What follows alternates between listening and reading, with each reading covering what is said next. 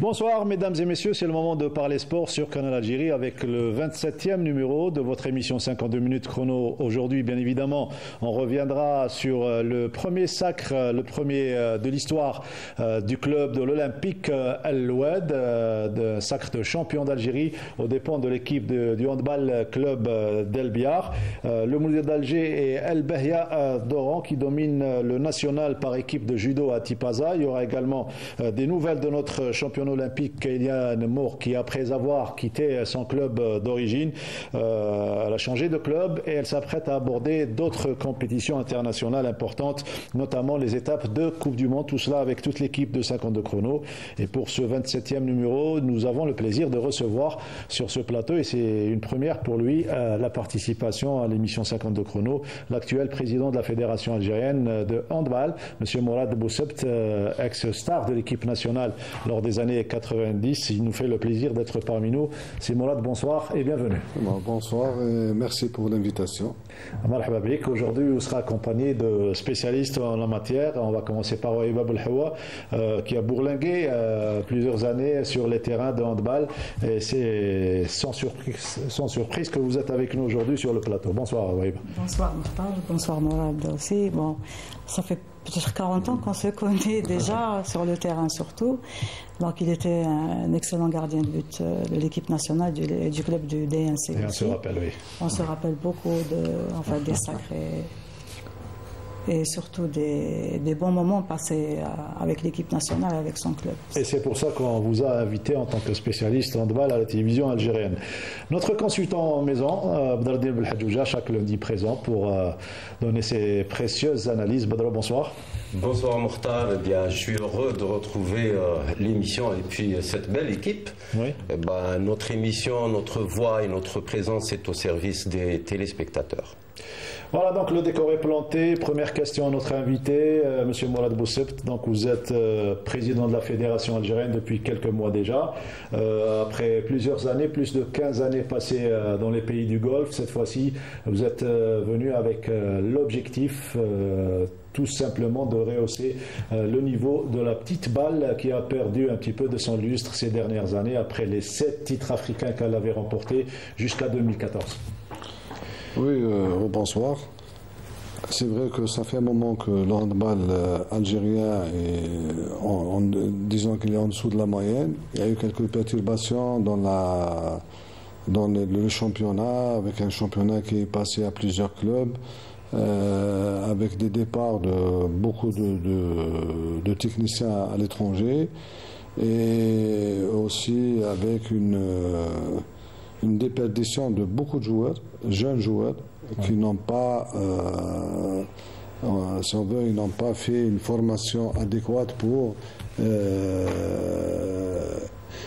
jouer à un niveau supérieur pour essayer de garder le même statut que l'Algérie avait dans le temps. Voilà, c'est pour cela que, après l'appel les décisions prises par Monsieur le Président de la République, oui, et le projet lancé surtout par le ministère et l'encouragement et la ferme décision pour que ce sport se hisse à sa place naturelle, j'allais dire. Retrouve sa place, notamment dans le Gotha africain.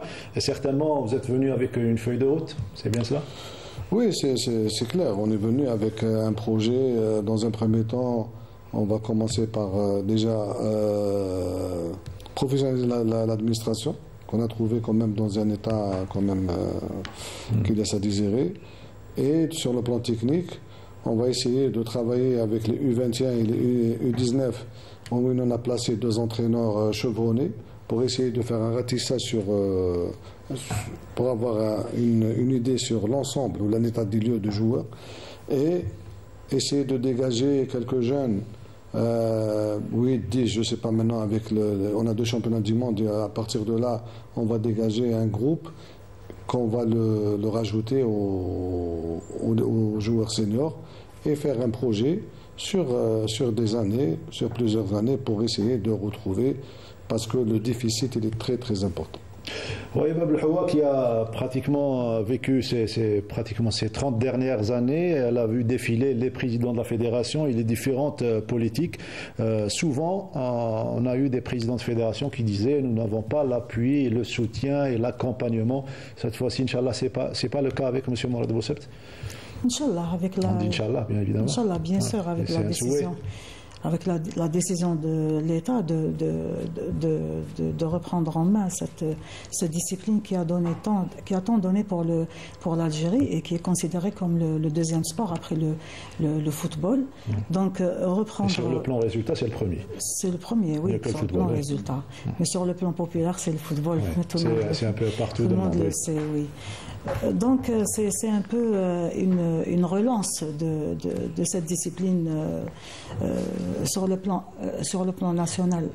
Sur le plan national surtout parce qu'on a tendance à avoir un championnat qui est un peu dégradé ces dernières années, avec un niveau qui laisse... Il y a plusieurs clubs. Oui, plusieurs clubs qui laissent à désirer parce que avant on avait autant de... Une dizaine de clubs qui avaient le même niveau. Oui, ils avaient le même niveau. Pratiquement, on voyait des clubs d'Alger ou de l'Ouest ou de l'Est qui avaient pratiquement le même niveau. Donc on attendait le dernier match pour voir une équipe avoir un titre, soit au championnat ou à la coupe. Mais cette fois-ci, déjà, on connaît déjà le champion en préalable, on connaît déjà qui va prendre le championnat. Bon, sauf ces dernières années, il y a les équipes du Sud qui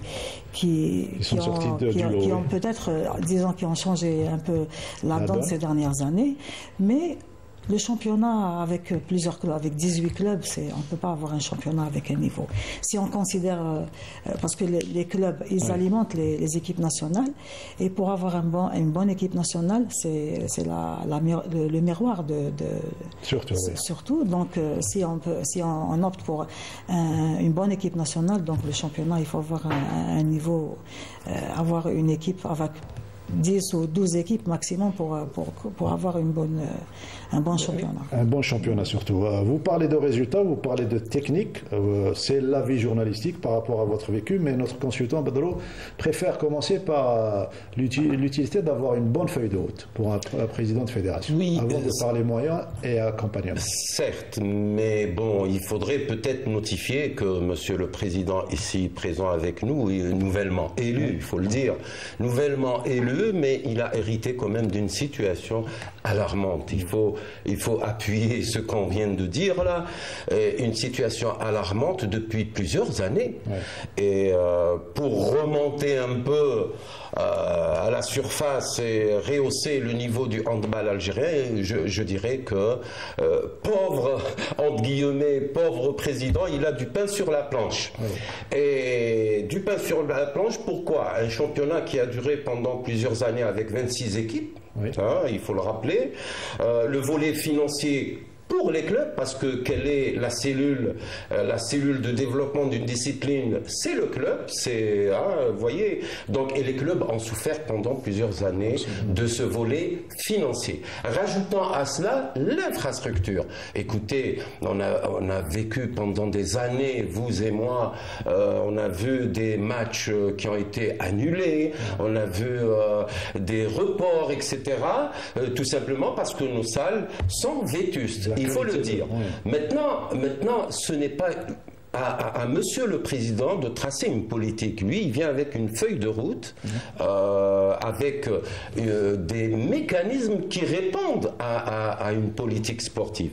Elle existe aujourd'hui, tant mieux pour les présidents de fédérations de toutes les disciplines. La volonté politique, elle est dégagée de la bouche de Monsieur le Président de la République. Et ça, oui, effectivement, il a bien fait de le rappeler.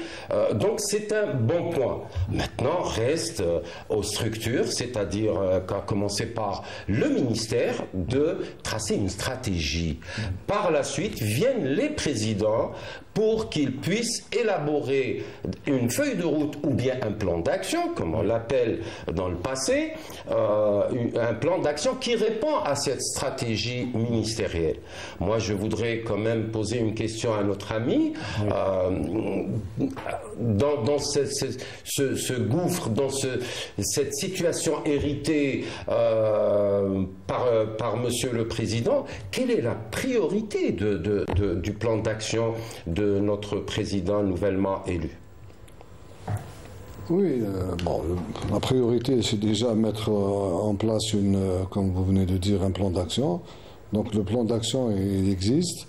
Sur le plan technique, j'ai expliqué un peu, on va essayer de relancer, déjà essayer de sélectionner les sélectionneurs. Parce que là, c'était quand même un problème, je pense, avec tout le respect à tous ceux qui sont passés. Je parle pour les jeunes catégories. Il faut déjà, à ce stade-là, des vrais profils, absolument. Déjà, non, on part sur ça. Donc, si vous voyez comment on a convaincu, parce qu'il fallait convaincre Salah et l'Akhdar de reprendre le terrain et de reprendre les équipes nationales jeunes, c'est pas rien. C'est pas facile, mais je vous dirais, comme vous venez de dire, le ministre est derrière nous, il nous encourage et on le remercie parce que sans l'aide ou l'appui, l'accompagnement de la tutelle, je pense qu'on ne peut pas faire grand-chose. Mais là, du moment qu'il est là, on a parlé de professionnaliser déjà l'administration.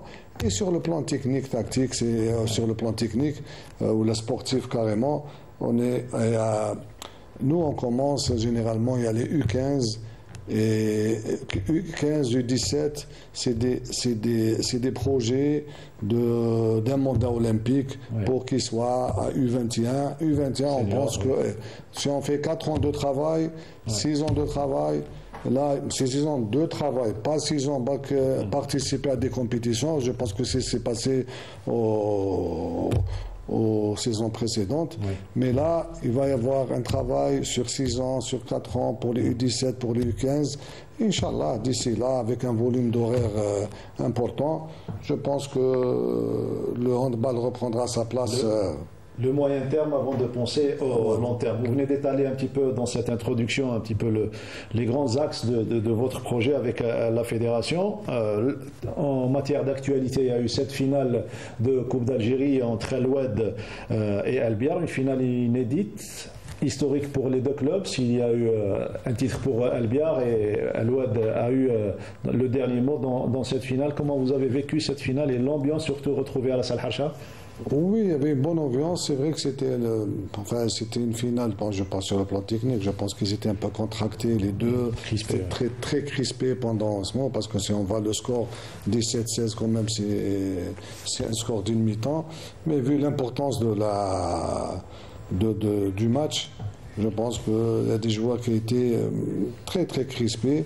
Sur le plan technique, je pense que c'était moyen, pour dire toute la raison. Mais sur le plan ambiance, j'en ai revu quelques stars, anciennes gloires, qui nous ont fait honneur et étaient présentes au niveau des tribunes. Il y avait une bonne ambiance, il y avait, que ce soit de l'Oued ou de Biar, il y avait le fair play qu'il faut la rendre. Il y a une chose qu'il faut tenir les féliciter, c'est les deux jeunes arbitres qui ont fait une partie presque parfaite. Sans faute, malgré qu'il y ait eu quelques contestations de la part des Elbérois, c'est habituel dans ce genre de manifestation. Tout cela, tout ce beau décor, on va le revivre en images avec ce résumé signé Riyad Belkhadim. Nous allons vous faire vivre sur l'antenne de Canal Algérie avec, vous le voyez, la finale du Final Four ou la finale des playoffs qui va aujourd'hui nous offrir une finale inédite. Et c'est parti, c'est Oued qui entame cette finale de championnat avec la position pour les oranges. El Oued en orange et El Biar qui n'est pas en bleu. El Biar est en blanc et gris.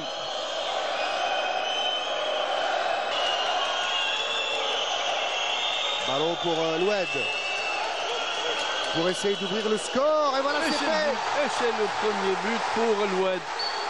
Zalberois. Bien défendu, c'est récupéré.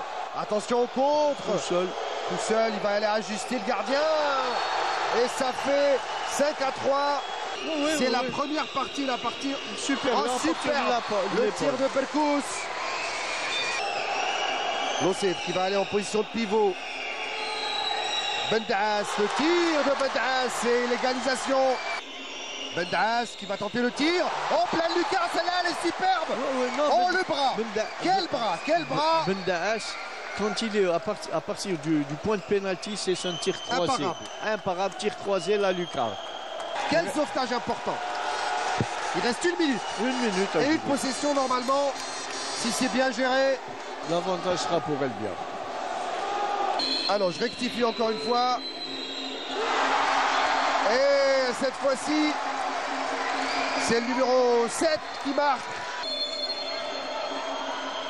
Oh, le déhanché était beau, mais ça passe à côté, bien joué. Oh là là. On en reste là, 10-8. Le voilà, Jassim Attouchi. Voilà, Jassim Attouchi. Le tir, et cette fois-ci, il est dedans. Ah oui. Elle aura tenu ses promesses, cette finale. Elle n'est pas finie. Elle n'est pas finie, cette finale. Peut-être l'égalisation sur cette possession. Deloued. Marchaouch qui décale sur le côté pour l'ailier. Et il marque. Égalisation de l'Olympique Eloued. À 6 minutes 30 de la fin du match. Regarde. Il n'y a rien. Il n'y a rien. Il n'y a rien du tout. Alors c'est de la comédie dell'arte. La comédie dell'arte. Ah oui, ça se voit qu'il n'y a rien. Bien arbitré. Attention. Il faut tachement rouge. Oh là là. Alors il a fait ceci, ça veut dire quoi? Il a au visage, ça veut dire qu'il a touché au visage et ça se voit qu'il n'a pas. Ça se voyait qu'il n'avait pas le visage. Non, c'est des. Bon, enfin. Ça c'est l'avis de Faisal. L'arbitre, lui, estime qu'il l'a touché au visage. Mais là, mon avis, c'est sur le vu de la caméra. Elle montre que Belkous n'a pas été touché au visage. C'est vrai qu'il y avait les mains sur les épaules. Infériorité numérique, 14 partout, voilà. 24 minutes de jeu. Est-ce que l'Oued va tenir? C'est pas 9 mètres. Oued, on provoque, on décale sur le côté. Attention, et voilà l'Oued qui passe devant à 2 minutes 30 de la fin du match. El-Oued qui marque le 16e but. Superbe. Aïchouch qui décale. Il reste 29 secondes. Tout est possible en 29 secondes, attention. Après ça, je pense que ça va aller aux prolongations. Parce que les joueurs de l'Oued sont très excités. On va tirer. Et voilà, l'Oued est champion. Superbe, quelle action extraordinaire. Et c'est historique. C'est historique. Attention, il faut rester calme. Il faut jouer très vite du côté d'Elbia. Mais qui c'est qui a déposé le temps mort? Il y a un temps mort là. C'est Elbia. C'est Elbia. C'est Elbia qui dépose le temps mort. Quelle finale de championnat. C'est extraordinaire. 17 à 15. Est-ce que Elbia peut marquer? 10 secondes. C'est fini. C'est fini. C'est fini. On va jouer les dernières secondes. Défense très avancée. On va essayer de récupérer ce ballon. Les entraîneurs diraient il faut faire faute, il faut faire faute. Et c'est terminé. El-Oued est champion d'Algérie pour l'édition 2025. C'est extraordinaire. Extraordinaire. Et le public et les supporters d'El-Oued peuvent exulter. Ouais, quelle finale pour El-Oued. Extraordinaire. Je vous laisse regarder ces images. Et Faisal, je vous laisse commenter. Non, mais c'est l'euphorie à l'Oued. Je vous ai dit, c'est une équipe battante qui joue jusqu'à la fin, qui ne lâche rien. Et oh là là, elle nous l'a prouvé.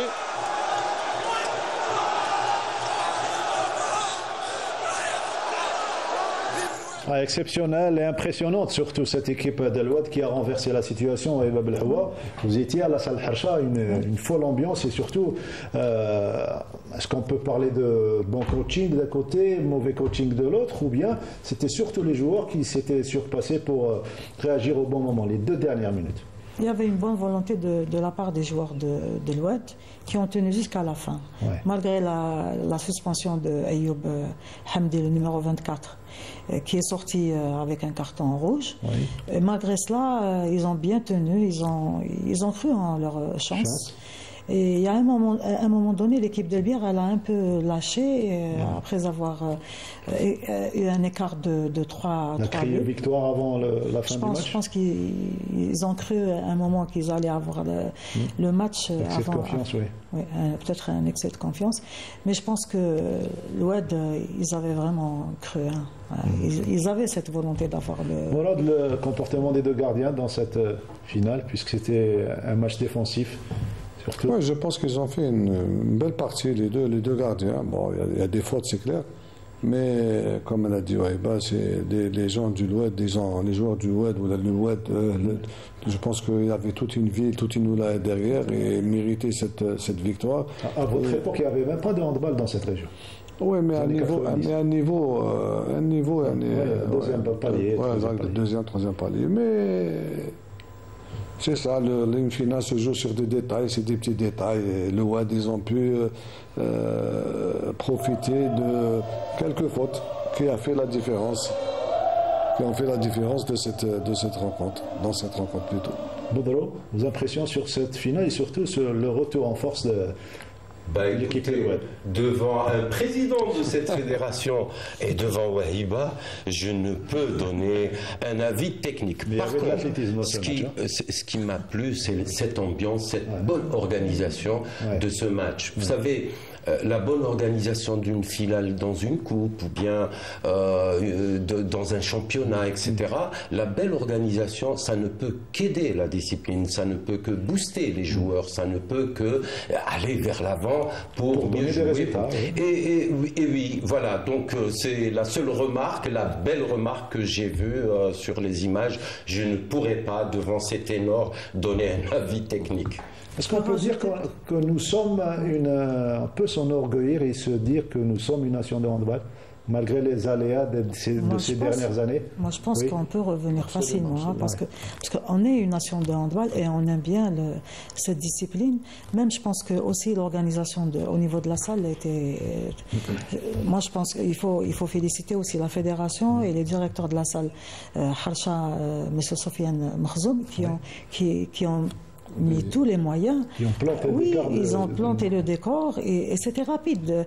Après la victoire, au match précédent, on attendait peut-être 20 à 30 minutes pour arriver à cette cérémonie de remise de trophée. Mais c'était rapide. C'est juste après la fin du match, on a fait les interviews et on a profité de faire les interviews et juste après, la cérémonie était très... Un carton vert pour la fédération. Et même la presse a eu tous les moyens pour réussir cet événement. Il suffit de coordonner avec la télévision. On félicite tous, tant que presse, on félicite la fédération et les responsables de la salle. Tous pour un seul objectif, Mourad, c'est surtout remettre le handball algérien à sa place. C'est impératif. Il faut que toute la famille adhère adhère à notre projet pour relever le défi, parce que je vous dis sincèrement, l'écart est important, très important. Il y a eu un cumul de retard considérable. Et je pense qu'avec l'aide de tout le monde et avec la collaboration de tout le monde, Inch'Allah, on arrivera à surmonter le... À votre époque, l'intérêt était concentré notamment sur les clubs du centre, voire le Moudia d'Oran à l'ouest surtout, Ain Touta, Skikda. Maintenant, on va plus loin, vers le sud, l'Olympique Al-Oued, Ouergla également. Il y a des clubs qui... Char également, Saoura. Oui, c'est des gens qui travaillent. Notamment sur le plan morphologique, on peut trouver des... Absolument. Des gabarits... Oui. D'ailleurs, là, ils sont champions. Hein. S'ils sont champions, c'est pas comme ça. C'est qu'ils travaillent sur un projet. L'année dernière, ils étaient deuxième. Cette année, ils sont premiers. Donc, il faut aussi rendre hommage aux responsables. Je sais, moi je connais un bout qui sont quand même sur le plan financier, ils sont un peu diminués, il faut le dire. Ils ont résisté, ils ont tout fait. Et à la fin, je pense qu'avec le nouveau Ali, il les a aidés. Et il faut aussi rendre hommage à leur entraîneur, que ça fait 2 ans. D'ailleurs, il les a déjà entraînés à l'époque, avant de partir. Mais là, ça fait 2 ans, il a fait du bon travail. Et, alhamdoulilah, même au niveau des bières, ils font du bon travail aussi. Bon, ils ont perdu un peu un point, mais je pense que, Inch'Allah, l'avenir sera meilleur pour eux. Mais c'est vrai que les gens s'intéressent au Sud pour le handball. À plusieurs disciplines. Même sport féminin, même handball féminin. Même handball féminin.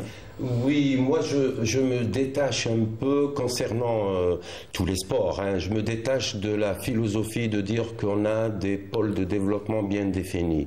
On le voit en handball, on l'a vu aussi en athlétisme, et on l'a vu dans d'autres sports aussi, dans le football aussi. On ne voyait pas avant, il y a 30 ans, on ne voyait pas les équipes du Sud. L'Algérie a un potentiel humain dans toutes les disciplines énorme, mais alors là, énorme. Pourvu qu'on mette une stratégie pour la formation des jeunes, et j'ai appris tantôt de la part de Monsieur le Président de la Fédération de handball, c'est qu'il va donner l'importance aux jeunes catégories. Ça, c'est très important, pourvu qu'on le laisse travailler, parce qu'un mandat, pour ce qui s'est passé pour le handball depuis le temps, un mandat, ce n'est pas suffisant. Il faudrait qu'il commence, bien sûr, il a un projet, il a un plan d'action, mais ce plan d'action, je pense, après le marasme qu'a passé le handball, il faudrait au moins 2 mandats. Il faudrait être patient. Il faudrait être patient pour voir un meilleur handball, que le handball reprenne son blason d'antan. Voilà. Vous venez de parler de finances, M. Bourad Boussebt. Quelle est votre politique concernant ce volet? Il y a un plan marketing pour un petit peu aider les clubs, bien que les clubs doivent subvenir à leurs besoins. Enfin, il y a un projet pour... D'ailleurs, il y a une cellule de communication qui va être installée incessamment. Et on va essayer de voir comment de commercialiser ce sport. Et ça, c'est à l'aide des journalistes, la télévision. Parce que je pense que c'est ça qui va nous aider à ramener des sponsors. Pour la promo de la discipline. Pour la promo, oui, parce que comme il vient de dire Bedro, il faut être patient. Parce qu'il ne faut pas se précipiter pour ne pas commettre les mêmes erreurs. Il faut qu'on soit patient, il faut bien réfléchir, surtout l'homme qu'il faut à la place qu'il faut. Surtout. Il faut être patient, vous avez été patient et ils ont été patients. On va revenir à vous, ils ont été patients, les joueurs d'Al-Wad et le staff technique, pour emporter ce trophée de champion d'Algérie, le premier du genre dans la ville d'Al-Wad. On va écouter les interventions au micro de Maïssa Lebouhala. بسم الله الرحمن الرحيم. الحمد لله على الشامبيونة هذه اللي ما جاتناش بالسهل، بالك عامين وحنا نشتغلوا بنفس النام في كتيف امام مدرب معناها كانت عامين وحنا كنا نطمحوا ان ندوا اللقب هذا. العام اللي فات رحلنا في بالك في جزئيات صغيره كلاسينا دوزيام. العام هذا كنا واعيين اكثر، كنا مركزين اكثر، كنا ممكن نقول لك نستنوا في اللحظه هذه. ممكن من دخلنا للجزائر، دخلنا 16 جزائر هذا يوم الاثنين، وحنا كنا مركزين ونستنوا بالفرحه هذه. ويني الحمد لله المقابله اليوم كانت صعيبه. والله الحمد لله كما قلت عندنا بزاف، حنا نحضروا لهذه المباراه وهذه الشامبيونه هذه، والحمد لله ربي ما خيبناش. صافي 4 سنين حنا نخدموا، انا 4 سنين على ليكيب هذه نخدموا نتعبوا. كل عام تروح لنا بشعره، كما العام اللي فات كلاسينا دوزيام رحنا بشعره. من الحمد لله هذا العام وفقنا رب العالمين، وين قدرنا نحققوا هذا الفوز وهذه الشامبيونه. فاس ليكيب اكسبيريمونتي، عندها لي جوار، عندها لي دوبلور. من الحمد لله ربي ما يخيبش واحد اللي يتعب منا. وي برشا تعب، خاصة لعبنا دومي فينال تعدى صعيب شوية، وريكوبيراسيون كانت معناها أقل من شهر نهار. والله الحمد لله عرفنا كيفاش نجاريو، حتى كي خذاو علينا الفارق في دوزيام ميطون عرفنا كيفاش نغلطوا. الحمد لله يا ربي، معناها الانتصار هذا ما جاش بالسهل بعد عام طويل، معناها تعب وخدمة والكل. نشكر الجمهور هذا اللي تبع فينا. الحمد لله يا ربي، معناها أدينا الواجب نتاعنا وهدينا له معناها اللقب. On comprend bien pourquoi le drapeau tunisien était dans les tribunes. Wahib Abdelhoua, l'un des meilleurs joueurs de cette partie, le gardien tunisien de l'équipe d'Al-Wed. L'équipe d'Al-Wed qui a fait un grand match, même en demi-finale contre l'équipe de Ain Touta. Très bien. Il a fait un très grand match et ils ont eu le sacre. Donc, parce que l'année passée, ils étaient vice-champions d'Algérie et cette année, ils ont eu le titre. Donc c'est mérité. Très bien. Des compétitions à venir pour le handball algérien. Une équipe qui a accédé à la première division en 2021. En 2021. En 2021, Sawa en 2017. Et ils ont eu une super coupe d'Algérie contre le Skikda à Oran. Donc en 2021. Donc c'est des équipes qui super coupe. Oui. Oui. Donc c'est des équipes du Sud qui travaillent aussi pour qui sont en train d'aider le niveau qui œuvrent pour rehausser le niveau pour améliorer le niveau du handball national. Très bien. Voilà pour les équipes du Sud avec leur aide pour le handball algérien. Vous restez avec nous. On va revenir au handball juste le temps de faire un petit détour du côté de Tipaza où s'est déroulé le championnat national par équipe de judo avec la domination du Mouloudia d'Alger chez les garçons et d'El Bahia d'Oran chez les dames quand on a dû signer Fethi Bendeli.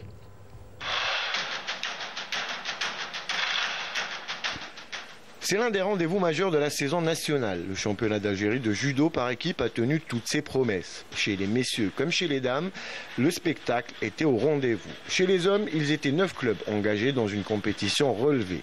Mais à la fin, c'est encore une fois le club sportif d'Ouled El Bahia qui s'impose. Les judokas d'Oran ont été impériaux tout au long du tournoi. En finale, ils n'ont laissé aucune chance au Mouloudia d'Alger, fraîchement revenu dans l'élite cette saison. Score sans appel, 3 combats à 0.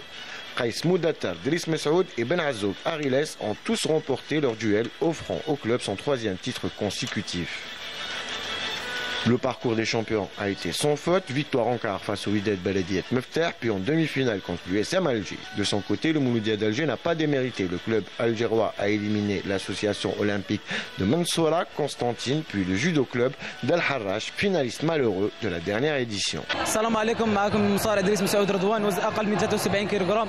الحمد لله اليوم تحصلنا على اللقب الثالث على التوالي في بطولة الجزائر حسب الفرق وهذا الشيء بزاف مشرف ويشرف ولاية وهران وكاع الجزائر.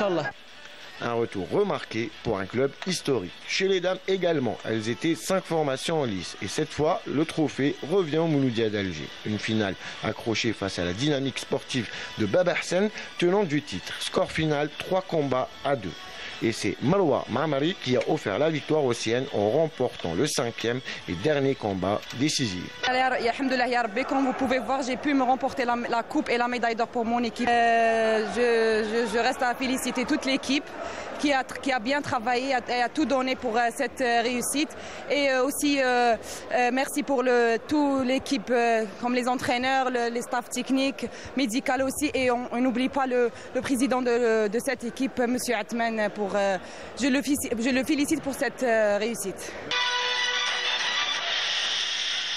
Ce championnat d'Algérie par équipe confirme la montée en puissance des clubs structurés et signe le retour sur le devant de la scène du Mouloudia d'Alger. Voilà, le Mouloudia qui reprend sa place dans différentes disciplines. Le judo, on attend avec impatience une autre médaille olympique depuis le judo qui n'a pas donné de médaille olympique depuis Pékin 2008 avec Soraya Haddad et Beni Khlef. Et dommage pour Driss Messoud au JO de 2024. C'est vrai, il était potentiellement médaillable. On reste avec les sports individuels pour parler cette fois-ci d'athlétisme. Depuis le début de la saison, avec Badr Belhadjouja, notre spécialiste maison, ex-président de la Fédération algérienne d'athlétisme, on parlait de l'émergence d'un jeune talent qui a réalisé la meilleure performance mondiale de l'année en 100 hauteur. Il n'a que 17 ans. Il a franchi la barre de 2,20 m alors qu'il avait commencé à 2,11 m le début de la saison.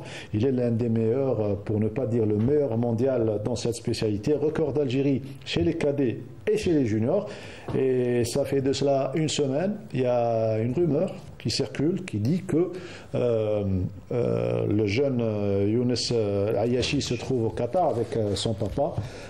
Après des offres du Qatar et de l'Arabie Saoudite, ce sont les dernières nouvelles pour changer carrément de nationalité. Déjà, pour le moment, c'est une rumeur. Rien n'a filtré sur ce qui s'est passé au Qatar. C'est peut-être une visite, un voyage tout court. On peut en dire plus. C'est une mauvaise nouvelle qui vient se rajouter à la nouvelle précédente, c'est-à-dire la démission de Monsieur le Président de cette fédération. Et quelle fédération? Une fédération qui a tant donné à l'Algérie des médailles olympiques. Et si ce n'est la première discipline olympique qui a donné pour l'Algérie le plus grand nombre de qualifiés aux Jeux olympiques, le plus grand nombre de médaillés. Donc malheureusement, de sources très proches, on a appris que ce jeune Ayashi, qui a franchi déjà 2,20 m, et quel record? Le record de Belfa. Ouais. Belfa qui était un grand talentueux. Je pense que les anciens se souviennent de Hatman, de 28 en salle, mais il avait un potentiel plus grand. Donc, voyez-vous, ce jeune, moi j'étais peiné. Peiné pourquoi? Parce que ce jeune est très talentueux. Ce jeune pourrait être un champion du monde, un champion olympique. Et malheureusement, de sources très proches, on a appris qu'il a été avec ses parents au Qatar pour changer carrément de nationalité. Ce qu'il faudrait peut-être expliquer à nos chers téléspectateurs, c'est qu'il n'a pas le droit. Il n'a pas le droit tant qu'il n'a pas l'aval de la fédération algérienne. Malheureusement, il y a une absence, il y a une perturbation au niveau de cette fédération actuellement. J'espère que ça va se régler. Mais si on ne demande pas, par le Qatar, on ne demande pas le changement de nationalité et que l'Algérie n'accepte pas, eh ben, il n'aura pas le droit de concourir pour le Qatar, au moins pour 3 ans. Donc voilà la règle, si vous voulez, la règle internationale, ce qu'elle dit. Mais aussi, on a appris que des jeunes qui n'avaient pas participé à des compétitions internationales en Algérie ont déjà signé au Qatar. Et ça, c'est malheureux. Il va falloir arrêter cette hémorragie, décider sérieusement, soit au niveau du ministère, soit au niveau de cette fédération. Bon, ceux qui ont pris le relais après la démission de M. Louail Yassine en tant que président, arrête ce marasme et puis se poser des questions. Quel est le malaise de ces jeunes, d'abord? Est-ce que c'est par manque de moyens? Est-ce que c'est... Je ne sais pas. Moi, je suis très loin un peu des affaires de l'athlétisme algérien depuis des années. Ou bien, que font les structures dirigeantes pour arrêter ce marasme? Voilà ce qu'on a comme... Oui, il a déjà endossé le maillot de l'équipe nationale. Donc, ça ne lui donne pas le droit de changer carrément, directement. Même en jeune. C'est la loi de la Fédération internationale. Oui. Effectivement. Voilà, affaire à suivre. Espérons qu'il restera algérien. Déjà, pour l'Algérie, c'est un potentiel médaillé olympique pour les prochains Jeux de 2028. Et bien après, c'est parti pour 3 mandats. Oui, absolument. C'est 28, 32. Ce qui fait mal au cœur, c'est qu'on ne peut pas avoir un jeune talentueux comme lui, peut-être chaque décennie ou chaque 20 ans. C'est quelqu'un qui est né champion. N'oubliez pas, il vient de Sokolteni, un petit patelin. C'est pas pour diminuer de Sokolteni. Sokolteni a donné déjà pour l'athlétisme algérien. Mais en son hauteur, qui est une discipline très technique. Donc, je souhaiterais qu'on règle ce problème définitivement et qu'il revienne concourir pour l'Algérie parce que c'est des médailles qui vont disparaître pour nous. Parce qu'il sera le remplaçant de Berchem, peut-être. Le Berchem, oui, ils pensent à ça, les Qataris. Donc, espérons qu'il restera algérien, notre grand champion. Et ça donne à réfléchir quant à la stratégie donnée à la prise en charge des jeunes talents. Quand on déniche des jeunes talents, il faut un plan. Il faut un plan, il faut un programme, il faut que la DJTS fasse son rôle au niveau d'une fédération. Vous avez des structures, vous avez une organisation. Et cette organisation, écoutez, je ne vais pas rougir quant à dire que cette fédération a roulé avec 2 ou 3 personnes qui ont dirigé cette fédération pendant des années. Ce n'est pas normal. Un sport olympique est une discipline qui s'est épanouie pendant des années. Il faudrait un directeur, un chef de service, un adjoint, etc. pour qu'elle s'épanouisse pleinement. Je pense aussi, en général, je pense aussi que parce que maintenant le sport, on est toujours amateur, il faut penser à professionnaliser le sport. Au moins le semi-professionnel. Oui, au moins, parce que c'est ça qui fait des handball, tous les sports, parce qu'on ne peut pas se permettre un étudiant, c'est difficile. Il faut une réforme, Il faut impliquer les sociétés privées et nationales aussi. Surtout. Oui. Allez-y. Ouais. Moi, je pense qu'il faut revenir à l'ancien système concernant le handball, qui a été pris en charge par les entreprises publiques, mais avec la donne actuelle, il faut impliquer les entreprises privées dans la prise en charge des disciplines, non seulement le handball, mais toutes les disciplines confondues. Effet contraire, Kylian Moore, qui a été dénigré un petit peu par la Fédération française, a décidé de revenir vers sa nationalité d'origine, à savoir l'Algérie. Résultat des courses, championne olympique, et cette fois-ci, elle est bien partie pour se préparer pour les Jeux de Los Angeles 2028. Oui, elle se prépare. Elle a déjà participé à la première étape de Coupe du Monde au Caire il y a 2 mois, donc elle continue à se préparer. Elle a changé de club, elle a changé de destination, elle est dans un pôle à Dijon. Et donc même l'équipe nationale de la gymnastique artistique féminine, elle a rejoint Kylian Moore avec un staff, avec Nadia Massé qui est entraîneur et chorégraphe en même temps, et Saddin Hamissi, en attendant d'élargir un peu le staff parce qu'il lui faut un staff un peu élargi. Donc elle continue à se préparer pour les échéances, les prochaines échéances. Donc elle a le championnat du monde à Jakarta en Indonésie, et elle a l'étape de Coupe du Monde de Bercy. Elle va faire un cap sur la prochaine étape à Bakou. Donc les athlètes choisissent les étapes pour pouvoir d'après leur forme. Et Kylian Moore, elle a son agrès préféré qui est les barres asymétriques, mais elle fait des efforts sur la poutre et aussi les exercices au sol. Donc elle a un manque énorme surtout à rattraper dans la table de saut. Mais elle continue quand même à se préparer avec un staff. Le changement, c'est de bon augure, le changement de club. Moi, je pense parce que elle a vécu, elle est native d'un petit club et d'une petite ville aussi, avant de Beaumont. Donc, par rapport à Dijon, qui est une très grande ville et qui a un pôle de développement de la gymnastique, et qui a l'INSEP aussi, qui est à Dijon. Donc, elle va rencontrer des athlètes de son âge et de tout, du part du monde. Donc, elle va créer des amis. Donc elle aura d'autres perspectives. Donc je pense que même les objectifs ils vont être revus à la hausse. Moi je pense ça. Oui, c'est trop tôt de dire que c'est un bon choix. Mais il faudrait voir les résultats plus tard. On attendra les résultats et on dira si elle a bien fait de changer de staff. Moi, ça me grince un peu le cœur. Pourquoi? Parce que j'avais vu avant la préparation des JO 2024, vraiment, elle était entourée comme il se doit. Elle était dans une sphère de préparation de haut niveau. Ces 2 entraîneurs, rappelez-vous, elle avait 2 entraîneurs qui étaient vraiment au chevet de cette fille. Donc, et c'est ça qui l'a poussée. Il y avait aussi ses parents, bien sûr, qui l'ont boosté. Maintenant, qu'elle aille ailleurs, c'est peut-être un bon choix.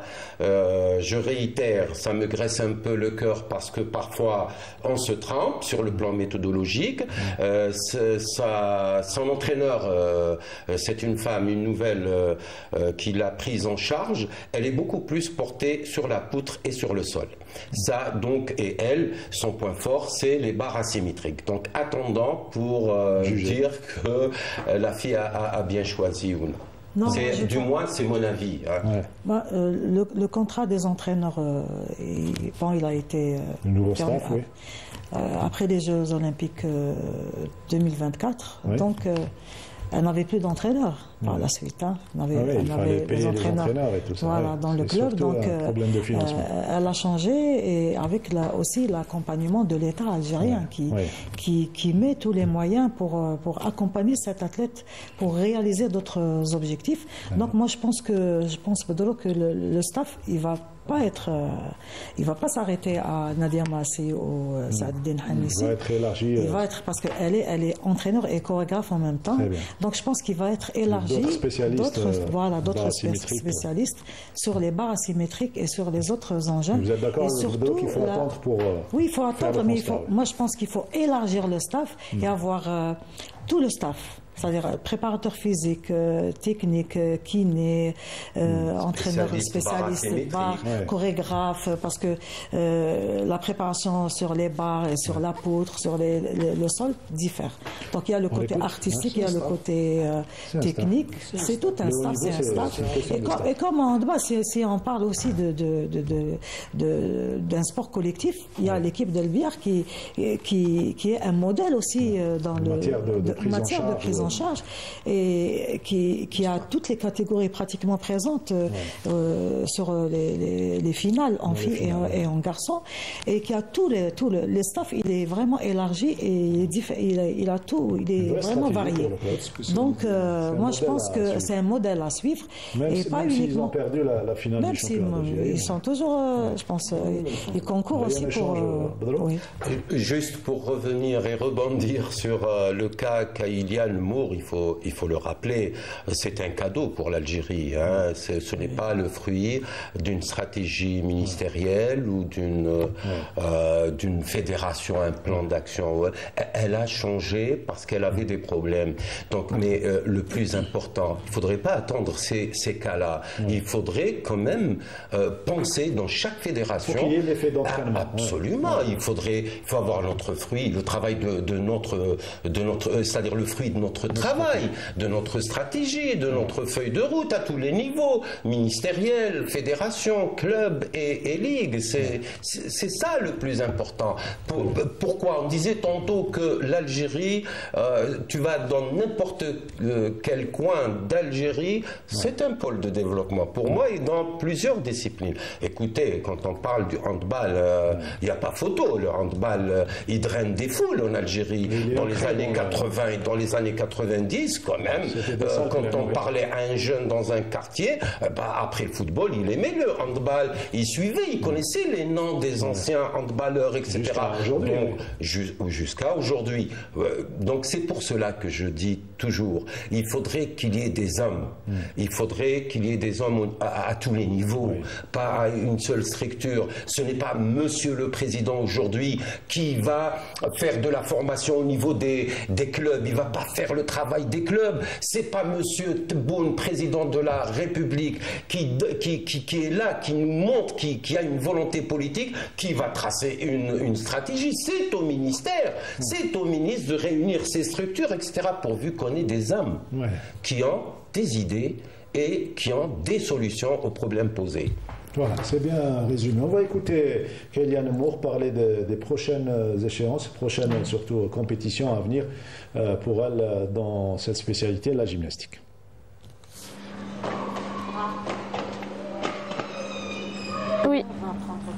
Oui, c'est Bercy, du coup, en septembre, et les championnats du monde en octobre. Donc c'est sur 2 jours, Paris-Bercy, les internationaux de France. Voilà, je les ai fait en 2023. Ça s'est passé, je veux dire, j'aurais pu faire mieux, mais c'était ma première compétition vraiment grosse. J'avais jamais fait de très grosses compétitions, donc c'était vraiment une très impressionnante compétition avec 20 000 personnes dans les gradins. Donc voilà, j'ai hâte de la refaire, et ce sera une belle préparation avant les championnats du monde. La tête sur les épaules, l'objectif bien tracé, et Inch'Allah, elle va atteindre ses objectifs. Les 5 dernières minutes, on revient à notre invité, M. Mourad Bousebt, président de la Fédération algérienne de handball. Il a parlé de sa feuille de route, il a vécu cette finale du championnat d'Algérie, les priorités pour la fédération, mais tout cela, ça va passer par... On est en train de parler de staff, c'est le cas chez vous également à la fédération. Vous avez sélectionné votre staff pour avancer dans votre besogne? Sur le staff technique, je parle surtout des différentes directions. Je ne parle pas du bureau. Hein. Ouais. Déjà au niveau du bureau, il y a une parfaite entente? Comme je vous... Non, alhamdoulilah. C'est des gens qui sont pleins d'énergie, pleins de volonté, qui ils savent, tout le monde sait que c'est un tournant, c'est un virage qu'on ne veut pas rater, du moment que les hauts responsables de l'État et cette volonté politique peut-être qui manquait, pour pousser ou pour booster donc ça existe. Donc c'est des gens, on ne veut pas se presser. Moi je suis quelqu'un de patient, je ne veux pas parler du passé. On essaie de voir et de sélectionner pour bien démarrer. On ne veut pas rater le virage. Donc, c'est en cours, on est en pourparlers, que ce soit sur le plan technique ou là même sur le plan administratif, pour recruter des gens qui sont capables de nous accompagner pour cet objectif. Votre expérience vous sert actuellement? Expérience dans les pays du Golfe? Elle vous sert pour gérer la fédération? Oui. Il y a un comparatif. Vous avez vu un petit peu le côté professionnel au pays du Golfe, notamment en matière de stratégie. C'est différent, c'est un peu différent, c'est pas la même chose, c'est différent. Ça repose sur une personne, là, mais la stratégie, quand il y a des décisions collégiales, quand il y a une panoplie, j'allais dire, de gens qui peuvent nous donner, nous peuvent booster ou nous accompagner, j'espère que ce sera dans le bon sens et tout le monde sera à la hauteur de cette confiance qui est placée en nous. C'est ce qu'on espère pour le handball. Il a vraiment besoin, cette Coupe d'Afrique des Nations et surtout... Un défi peut-être. Un défi, oui. Et l'organisation des championnats d'Afrique à Oran, c'est le U19 et U25. Ils ont changé l'appellation. Aujourd'hui, on a reçu que c'est plus U18, U20, c'est U19, U21. Pour les dames. Pour les dames, oui, pour les filles. Ça serait une première.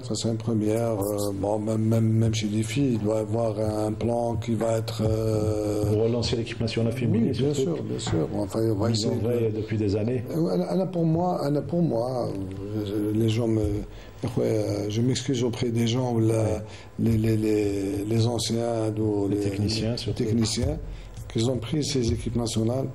Je pense qu'il y a beaucoup de choses à faire. Il y a plus de critères pour donner une équipe nationale à quelqu'un. Il faut vraiment qu'il soit capable. Sur tous les plans. Plan technique, tactique, on ne parle pas, mais sur le plan personnalité, sur le plan de leader, là, il faut reconnaître qu'il y a une crise de cadre également. Il y a beaucoup de cadres qui ont quitté le pays. Oui, c'est ça le problème. Mais les gens, quand il y a un projet, les gens, ils adhèrent. Ils adhèrent et ils sont là pour sacrifier, pourvu qu'il y a quelque chose qui est clair. Très bien. C'est quelque chose qui est clair. Parce qu'il n'y a pas de raison pour que les autres réussissent. Non, il n'y a pas de raison. Vous avez décidé de revenir au pays pour prêter main forte à cette discipline qui vous a tant donné sur le plan personnel. C'est grâce à l'Algérie, c'est grâce à votre place de gardien de but en équipe nationale que vous êtes devenu le Morad Boucet aujourd'hui tant connu dans le domaine sportif, c'est ça? Absolument. C'est grâce à l'Algérie, c'est clair. C'est le handball, c'est l'État qui nous a aidés à être ce qu'on est. Sinon... Et on est là, on est redevable. Alors, les 30 dernières secondes, vous avez votre caméra en face, un message à la famille handballistique algérienne notamment. Bon, je vous dis déjà bonjour, bonsoir, et j'espère que tout le monde va adhérer. J'espère que tout le monde il va y avoir une collaboration étroite et que les portes sont ouvertes pour tout le monde. Et on est là à l'écoute de toute proposition qui pourra nous donner un plus. Et je leur dis à bientôt, Inch'Allah, pour des résultats meilleurs. Inch'Allah, merci et bonne chance dans votre mission. Merci d'avoir accepté notre invitation, Morad. C'est moi, merci beaucoup. Je vous remercie pour votre invitation. C'est notre devoir. Merci Abdelhamid Belhadjouja, merci Wahiba Belhawa pour vos précieuses analyses. On se retrouve lundi prochain. Merci à Rida Amiri, notre réalisateur, et à Ben Qassi, notre script, Yanis Ben Qassi, très dynamique aujourd'hui. On se retrouve lundi prochain. Juste pour vous rappeler qu'il n'y aura pas d'agenda sportif ce jeudi. Il y aura l'Aïd, donc ça sera vendredi, Aïd Moubarak, Mourad et toute la famille sportive. Donc il n'y aura pas également Canal Foot. Quant à moi, j'aurai le plaisir de vous retrouver lundi prochain pour la veille du match Algérie-Suède, match amical, préparation pour Coupe d'Afrique et Coupe du Monde.